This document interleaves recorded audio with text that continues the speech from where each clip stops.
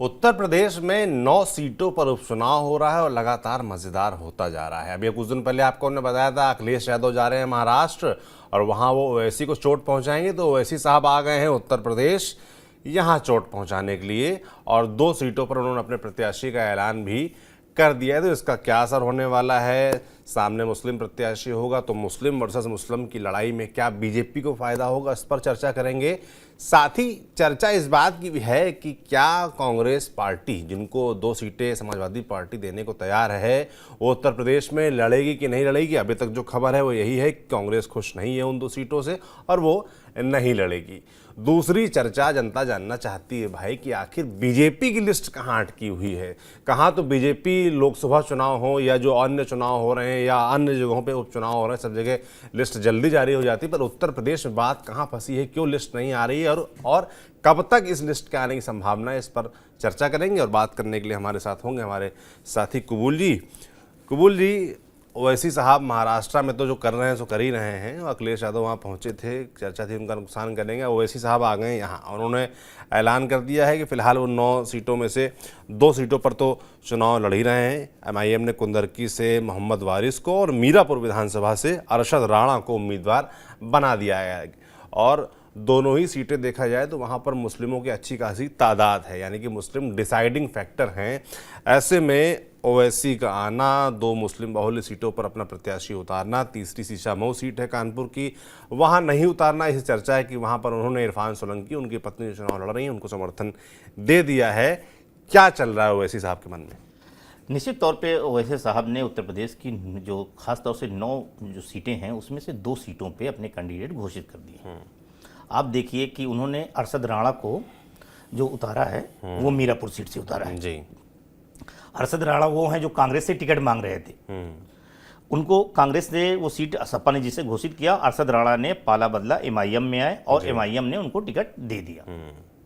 वहाँ के मजबूत नेता हैं, खासतौर से राजपूत मुस्लिम हैं और अपना उनका जनाधार है, उस वोट पे है। उनके आने से क्या हुआ कि वहां पे जो खास तौर से कादिर राणा की बहू लड़ रही थी, जो वो भी मुस्लिम राजपूत है समाजवादी पार्टी से, निश्चित तौर पे उनकी सियासी टेंशन जो है ये बढ़ा दिया। एक चीज। दूसरी चीज आप आइए फिर कुंदरकी विधानसभा सीट में आप देखिए कि वहां से अरशद जो है, मोहम्मद अरशद जो वारिस हैं उनको दिया है जी। मोहम्मद वारिस वो कैंडिडेट हैं जो 2022 में एमआईएम के सिंबल पे चुनाव लड़ते हैं और कुंदरकी सीट पे 14,000 वोट हासिल करने में कामयाब हैं। यानी कि वो 14,000, कांग्रेस का वहां पे 1,000-1,500 वोट नहीं मिल पाया था, लेकिन कुंदरकी में एमआईएम ने करीब 14,500 वोट वहां पाने में कामयाब रही है। तो वहां पे उन्होंने अपने पुराने कैंडिडेट पे एक बार फिर से दांव लगाया है।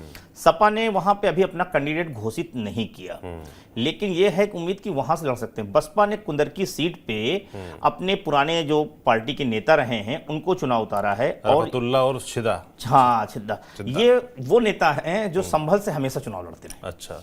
बसपा के पे बसपा के बहुत पुराने कार्यकर्ता हैं और वो काफी तुर्क समुदाय से आते हैं और वहां पे वो हमेशा चुनाव लड़ते ही रहे और वो खुलेआम चुनौती देते रहे, ये जानते हुए भी नहीं, मगर वो हमेशा चुनाव लड़ते हैं। एक मजबूत नेता है। बिल्कुल। चंद्रशेखर आजाद ने भी आसपा अपनी जो प्रत्याशी है वो तय कर दिया है, हाजी चांद बाबू को उतारा है। हाँ, ये और देखिए अब आप ये हो गई कुंदरकी सीट में जितनी विपक्षी पार्टियां हैं और मुझे लगता है सपा भी हाजी रिजवान को अपना उम्मीदवार बना सकती है, जो पूर्व विधायक रहे सपा से, उनको उतारने के चांसेस हैं। तो आप देखिए कि वहां कुंदरकी सीट पे 4 के चारों जो विपक्ष के कैंडिडेट हैं, चाहे वो समाजवादी पार्टी से हों, बसपा से हों या फिर एमआईएम से हों या फिर आजाद समाज पार्टी से, चारों मुस्लिम हैं। यही स्थिति जो है मीरापुर में भी बन गई है। मीरापुर में भी जो कैंडिडेट हैं आप देख लीजिए, समाजवादी पार्टी से सुम्बुल राणा हैं और अरशद राणा जो है बसपा इनसे हैं, शाहनजर जो है बसपा उससे हैं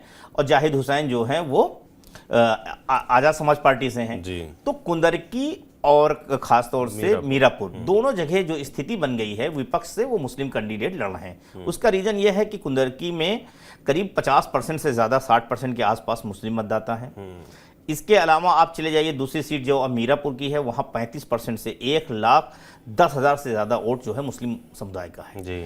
अब सारी पार्टियों ने खोल दिया। अभी बीजेपी ने दोनों सीटों, बीजेपी के पास जो कुंदर की सीट है और मीरापुर सीट जो है आरएलडी के पास है, दोनों ने अपने पत्ते नहीं खोले हैं। वो देख रहे हैं किसको लड़ाया जाए। पिछली बार वहाँ देखें कुंदरकी में बीजेपी कैंडिडेट लड़े थे तो 82,000 वोट पाने में कामयाब रहे। जी। आरएलडी मीरापुर में लड़ी थी और जीत दर्ज की थी, हालांकि उस समय वो सपा के साथ रही। अब सपा के बाद जो स्थिति बदली है, अब वो बीजेपी के साथ है। अब मीरापुर सीट पे जिस तरह से मुस्लिम कैंडिडेट खेले तो मुझे लगता है कि आरएलडी अब मुस्लिम कैंडिडेट तो नहीं खेलेगी। अब आरएलडी वहां पे 3 वोटर बड़ा फैक्टर है, जाट, गुजर, मुस्लिम कैंडिडेट ऑलरेडी वहां घोषित हो चुका है और सपा की वहां पूरा जो राजनीतिक आधार है वो मुस्लिम वोटों पे टिका हुआ है। बसपा ने भी मुस्लिम उतारा है। बसपा की कोशिश है कि दलित मुस्लिम कम्बिनेशन हो जाए। चंद्रशेखर आज़ाद अभी नगीना के जीत से उत्साहित हैं, वो भी दलित मुस्लिम कम्बिनेशन बनाने की कोशिश किए हैं। अब समाजवादी पार्टी, अब वहाँ पे बीजेपी जो है कि कोशिश है कि आरएलडी की कोशिश है कि जाट या गुजर समुदाय से कोई कैंडिडेट उतारा जाए, क्योंकि गुजर समुदाय से वहाँ ऑलरेडी पहले 2 विधायक रहे हैं। आरएलडी के अभी मौजूदा चंदन चौहान थे, इससे पहले बीजेपी से अवतार भड़ाना जीते थे, बाद में छोड़ के कांग्रेस में आ गए थे वो। तो आप देखिए कि वहाँ गुजर, जाट और मुस्लिम, तो मुझे लगता है कि वहाँ से जो आरएलडी से 2 दावेदार हैं, चंदन चौहान अपनी पत्नी के लिए टिकट चाहते हैं और वहाँ पे एक मलूक नागर जो बसपा से आए हैं, सांसद रहे हैं, वो भी अपने परिवार में चाहते हैं कि वो सीट मिले। तो आप देखिए कि यहाँ लड़ाई है, खास तौर से मुस्लिम वोटों का जो है और दलित मुस्लिम कम्बिनेशन पे पूरा विपक्ष टिका हुआ है। तो वहीं पे आरएलडी अगर मीरापुर में देखें तो उसकी कोशिश है जाट और गुजर कम्बिनेशन बनाने की। अब वहाँ और इसके अलावा वहाँ प्रजापति वोटर हैं तो उनकी नज़र है। तो मुझे लगता है कि मीरापुर का चुनाव बहुत दिलचस्प हो गया है। अब ऐसे कुंदरकी देख लीजिए, कुंदरकी में भी मुस्लिम बनाम जो है खासतौर से बीजेपी का वहाँ आना है तो हिंदू कैंडिडेट ही आएगा। तो ऐसी स्थिति में निश्चित तौर पे ये बात साफ है कि जो मुस्लिम वोटों का ध्रुवीकरण है वो उसमें बिखराव साफ दिख रहा है और सबकी नज़र है। तो निश्चित तौर पे सब वहाँ के, सबसे बड़ी बात है कि जो भी नेता लड़ रहा है सब कद्दावर नेता लड़ रहे हैं जी। तो वोटों का बिखराव मुझे लगता है उसकी संभावना प्रबल दिखने लगी है। लेकिन पिछले 2 चुनाव से हम अगर देखें सौरभ भाई तो वोटिंग पैटर्न देखिए, चाहे वो 2024 का लोकसभा चुनाव हो या उससे पहले 2022 का विधानसभा चुनाव, मुस्लिम वोटों में बिखराव थोड़ा सा कम हुआ है। नहीं हुआ, यही मेरा अगला सवाल आपसे यही था कि भाई हम जब बात कर रहे हैं कि मुस्लिम वोट क्या बढ़ सकता है या तमाम मुस्लिम प्रत्याशी हैं विपक्ष की तरफ से, मगर जो पिछला लोकसभा चुनाव देखा तो वहां पर भी ऐसे सीन कई जगह बन रहे थे और मुस्लिमों ने एकजुट होकर इंडिया गठबंधन को चुना था। अभी तो हालांकि इंडिया गठबंधन में ही तमाम तरह की शिकायतें और आपस में खींचतान चल रही है। तो ऐसे मुस्लिम समाज, और फिर ये भी कहा जाता है भाई हर चुनाव अलग होता है और खासतौर पर जब विधानसभा के चुनाव होते हैं तो वहां पर लोकल समीकरण भी बड़े हावी हो जाते हैं। कई बार आदमी ये भी चुन देखता है कि भाई हमारी जान पहचान किससे है, हमारा काम कौन करा सकता है, हमारी गली में नाली कौन बनवाएगा, सड़क कौन बनवाएगा, इस तरह की चीजें भी लोग देखते हैं, नोटिस करते हैं। तो क्या वो असर डालेगा? देखिए भाई, जो खासतौर से 2022 का वोटिंग पैटर्न रहा है या फिर 2024 का, वो ये तो दिखा रहा है कि जो भी बीजेपी को हरा रहा होता है खासतौर से इंडिया गठबंधन के साथ या समाजवादी पार्टी के साथ मुस्लिम मतदाता एकजुट होकर वोट किया है। उसके लिए उसने बसपा और एमआईएम जैसी पार्टियों के मुस्लिम कद्दावर नेताओं को भी नजरअंदाज कर दिया। कांग्रेस से भी लड़े बहुत सारे बड़े नेता, उनको नजरअंदाज कर दिया, उन्होंने दिया। और यहाँ तक कि मैं कह सकता हूँ मुस्लिम ही नहीं, अगर कहीं पे मुस्लिम कैंडिडेट बसपा से रहा है, एमआईएम से रहा है, अगर वहाँ पे समाजवादी पार्टी या इंडिया गठबंधन का कैंडिडेट हिंदू रहा है, उसको भी मुसलमानों ने बीजेपी को हराने के लिए वोटिंग किया है। ये पैटर्न दिख रहा है।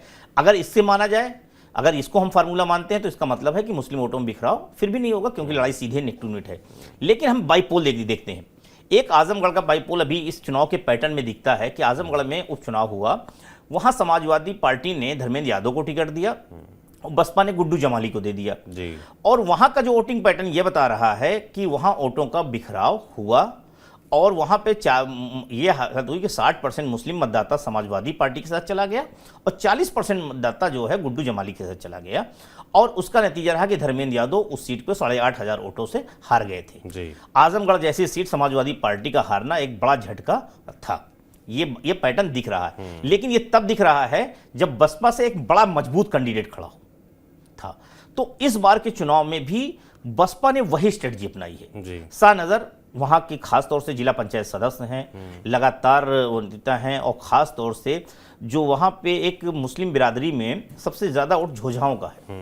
एक बिरादरी होती है झोझा जो खेती उती करती है, पसमानदा मुस्लिमों में है, झोझाओं का अच्छा खासा वोट है। सानजर झोझा समुदाय से आते हैं। दूसरी तरफ आप देखिए एमआईएम कैंडिडेट और सपा के कैंडिडेट दोनों जो है वो खास तौर से मुस्लिम राजपूत हैं। इसके अलावा जो एक और जाहिद हैं वो भी झोजा कैंडिडेट हैं। तो आप समझ सकते हैं दो जो मुसलमानों के जो 4 कैंडिडेट हैं उसमें 2 झोजा हैं और 2 जो है राजपूत हैं। तो इनके जो खास तौर से कॉम्बिनेशन हो रहा है ये कहीं ना कहीं मुझे लगता है इसका इफेक्ट मुझे मीरापुर सीट पे दिख सकता है।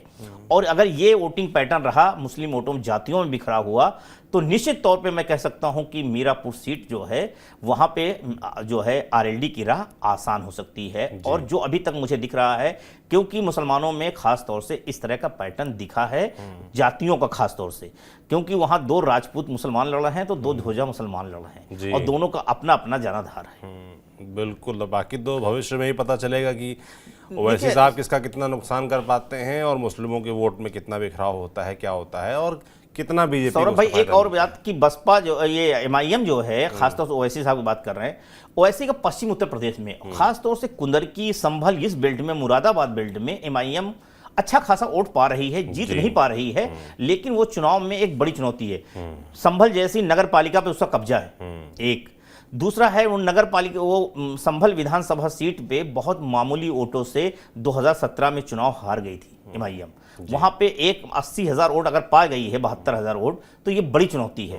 तो मैं कह रहा हूं उस इलाके की आप कई सीटें उठा के देख लीजिए, एमआईएम का जो जनाधार है वो संभल मुरादाबाद में है और इस बार खासतौर से बाईपोल है और इसके चुनाव जीतने से हारने से कोई सरकार पे या किसी राजनीतिक दल पे कोई प्रभाव नहीं पड़ने वाला। ऐसे में मुसलमानों का कोई एक्सपेरिमेंट हो सकता है और खास तौर से अगर ये एक्सपेरिमेंट होता है, अगर ओवैसी इस बात को मैनेज कर ले जाते हैं कि ये कहीं ना कहीं इससे कोई प्रभाव नहीं होना, एक राजनीतिक टेस्ट मुस्लिम वोटों का हो सकता है, तो एक नया एक्सपेरिमेंट देखने को मिल सकता है इन दोनों सीटों पे। मुझे लगता है खास तौर से कुंदर की सीट पे ये एमआईएम का तो मान सकता हूं कि दिख सकता है। लेकिन अगर समाजवादी पार्टी इसको बीजेपी बनाम सपा बनाने में कामयाब रहती है तो ये भी इफेक्ट दिखेगा। दूसरी तरफ अगर बसपा ये समझाने में कामयाब हो जाती है कि कुंदरकी और मीरापुर सीट पे यादव मतदाता नहीं दोनों पे, यहां सपा का पूरा स्टेक जो लगा हुआ है वो मुस्लिम वोटों पे लगा हुआ है और अगर मुस्लिम वोट करेंगे तो क्या होगा, और वो ये भरोसा बना ले जाती है कि दलित मुस्लिम हम यूनाइट कर ले जाएंगे और दलित मुस्लिम एक हो जाता है जीत जाएगा। तो ये लड़ाई सपा के बीजेपी बनाम वो है, बसपा बनाम जो है बीजेपी भी हो सकती है। वही सवाल यहाँ यही उठता है कि मायावती कितना भरोसा दिला पाएंगे। देखिए ये पिछले चुनाव में जो रिकॉर्ड रहा है वो अच्छा नहीं रहा है और लगातार उनका जनाधार गिरा है। लेकिन मैं कह रहा हूं ना क्योंकि वो चुनाव में चीजें हैं, ये पूरा वोट जो है विपक्ष की राजनीति पूरी मुसलमानों के इर्द गिर्द सिमटी हुई है। अब ये बीजेपी के लिए प्लस पॉइंट यहाँ पे है बीजेपी और एनडीए के पास कि क्या वो जो तमाम मेजोरिटी वोट है, खास तौर से जो योगी आदित्यनाथ का एजेंडा है कि बटोगे तो कटोगे, अगर उस नैरेटिव को सेट करने में मुझे लगता है कि जिस तरह से एक उनकी रैलियों का सौरभ भाई प्लान आ चुका है, 18 रैलियां उत्तर प्रदेश के 9 सीटों पे करने का, यानी कि एक सीट पे 2 रैलियों का उनका प्रोग्राम योगी आदित्यनाथ का है। इसके अलावा डिप्टी सीएम दोनों ब्रजेश पाठक और केशव प्रसाद मौर्य की भी रैली होनी है। इसके अलावा भारतीय जनता पार्टी ने अपनी तमाम जो अलग अलग समुदाय के नेता हैं उनकी भी जिम्मेदारी लगा रखी है। यानी कि बीजेपी इन 9 सीटों को चुनाव को लेकर बहुत सीरियस है और बहुत ही गंभीरता से चुनाव लड़ रही है। और खास तौर से जो एक नैरेटिव 2024 के लोकसभा चुनाव से सौरभ भाई बना हुआ है, एक भ्रम बन गया है कि जो है वो समाजवादी पार्टी ने बीजेपी को नंबर 2 की स्थिति में पहुंचा दिया उत्तर प्रदेश में, आने वाले चुनाव में इसका इफेक्ट होगा, पीडीए फार्मूला हिट रहा। इस नैरेटिव को तोड़ने की भी कोशिश बीजेपी की है कि 2027 तक इसको बना के न रख पाए विपक्ष और इसको क्यों ना हम उपचुनाव में ही खत्म कर दें। बिल्कुल, आप ठीक कह रहे हैं कि बीजेपी पूरा जोर लगा रही है, मगर चर्चा लोगों के बीच ये है और जो बीपी बढ़ा हुआ है वो बीजेपी के नेताओं कार्यकर्ताओं इस वजह से है कि आखिर टिकटें कहाँ हैं, प्रत्याशी कब घोषित होंगे, इसको लेकर एकदम बवाल मचा हुआ है। और आप देखिए कि शुरुआत में पहले तो ये हुआ कि गठबंधन की क्या सूरत होगी, किसको कितनी सीटें दी जाएंगी, तो भाई ये फॉर्मूला निकला कि 2 सीटें आरएलडी को दी जाएंगी, बाकी पर बीजेपी लड़ेगी। संजय निषाद की नाराज़गी खबर आई, आज भी चर्चा है कि संजय निषाद दिल्ली गए हुए हैं, वहाँ वो अपनी बात रख रहे हैं। तो हालांकि तस्वीर ये साफ है कि 7-2 का फॉर्मूला रहेगा, 2 आरएलडी 7 बीजेपी लड़ेगी और कल को जब अयोध्या की मिल्कीपुर सीट पर चुनाव होता है तो वहाँ पर बीजेपी लड़ेगी। फिलहाल तो वहाँ चुनाव नहीं हो रहा है, तो 9 सीटों पर कब लिस्ट आ रही है इसको लेकर बड़ा मचा हुआ है।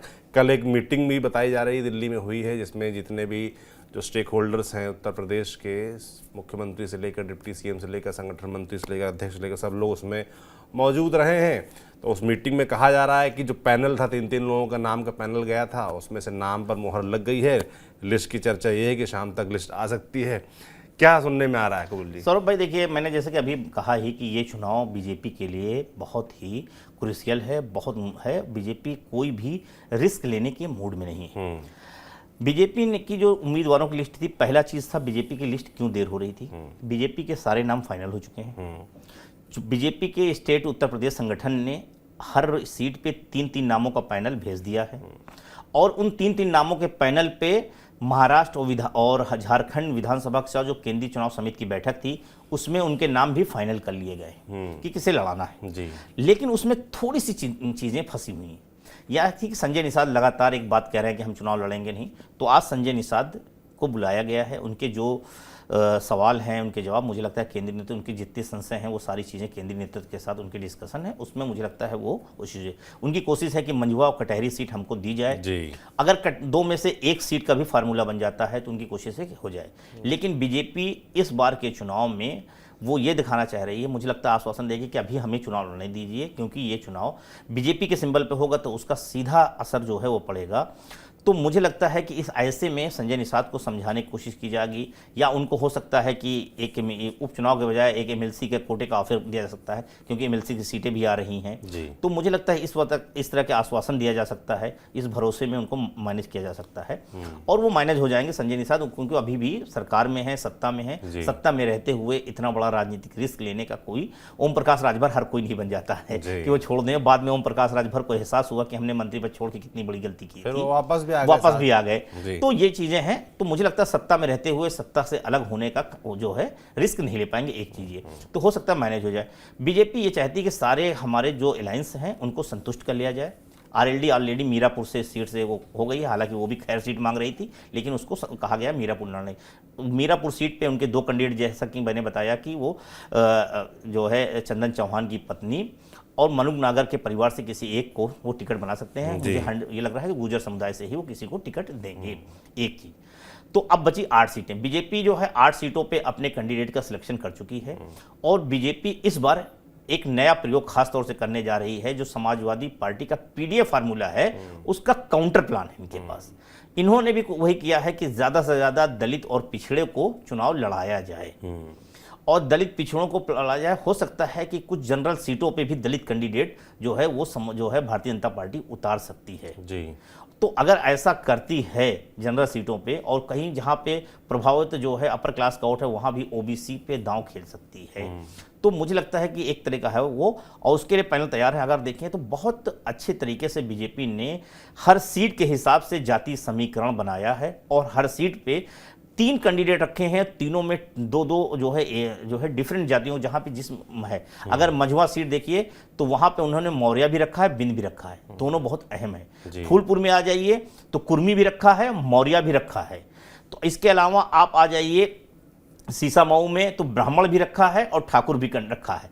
तो इस तरह से अलग अलग जो है सीटों के समीकरण के लिहाज से उन्होंने अपने सिलेक्शन बनाए। अब मुझे लगता है जब लिस्ट आएगी तो उसमें जब 8 नाम होंगे बीजेपी के तो उसमें भी समीकरण का साधने का पूरा प्रयास होगा ताकि एक मैसेज देने का काम किया है। मैं वही बात कह रहा हूँ, जो पीडीएफ फार्मूला है उसका काउंटर प्लान बीजेपी लेके आ रही है और इस चुनाव में खास तौर से जो ये एक मैसेज गया है कि दलित वोट खिसका है, अति पिछड़े वोट बैंक भी खिसक के गए हैं। तो मुझे लगता है उन जो वो माहौल, वो नैरेटिव बना है उसको तोड़ने की कोशिश बीजेपी इस लिस्ट करेगी। इसीलिए बीजेपी इंतजार कर रही। मुझे लगता है आज शाम तक बीजेपी की लिस्ट आ जानी चाहिए और वरना कल सुबह तक बीजेपी की उम्मीदवारों की पहली लिस्ट पहले सुबह के हाफ में 12 बजे से 1 बजे तक आ जाएगी, क्योंकि नामांकन की 25 तारीख डेट है तो 2 दिन में नामांकन को समय मिल जाएगा। और जैसा कि मैंने कहा, योगी आदित्यनाथ से लेकर सब बीजेपी के रैलियों का फार्मूला बन चुका है और ये सारी चीजें तय हुई। बिल्कुल, बीजेपी एग्रेसिव है, इसमें कोई दो राय नहीं। और मैं माफी चाहूंगा, मैंने कुछ देर पहले बोल दिया था कि 7 सीटों पर बीजेपी और 2 आरएलडी, 8 सीटों पर बीजेपी लड़ रही है, 1 पर आरएलडी लड़ेगी। कांग्रेस और सपा वाला चल रहा था 7-2 वाला फॉर्मूला। तो 8 सीटों पर किसी भी समय आज शाम रात तक लिस्ट आ सकती है बीजेपी की, ऐसी चर्चा है, ऐसी ही सूत्रों से खबर आ रही है। और आज शाम नहीं तो कल दिन में तो ये लिस्ट आ ही जाएगी, जैसा कि कपूर जी ने बताया भी कि 25 तारीख नामांकन की आखिरी तारीख है, तो उसके पहले सब चीज़ें क्लियर हो जाएंगी। और चर्चा है कि आज शाम रात देर रात तक, वैसे भी बीजेपी का रहता है कि देर रात तक लिस्ट आती है, तो देर रात तक लिस्ट आ सकती है। तो जब आएगी लिस्ट तो उसकी चर्चा भी हम ज़रूर करेंगे, कौन नाम फाइनल होते हैं, क्या समीकरण रहता है और कितना वो सूट करेगा बीजेपी को। ये तो खैर जब नतीजे आएंगे 23 तारीख को तभी पता चलेगा। बाकी हम तक जो अपडेट आएगा आप तक हम पहुँचाते रहेंगे। आप देखते रहिए TV9 डिजिटल। शुक्रिया।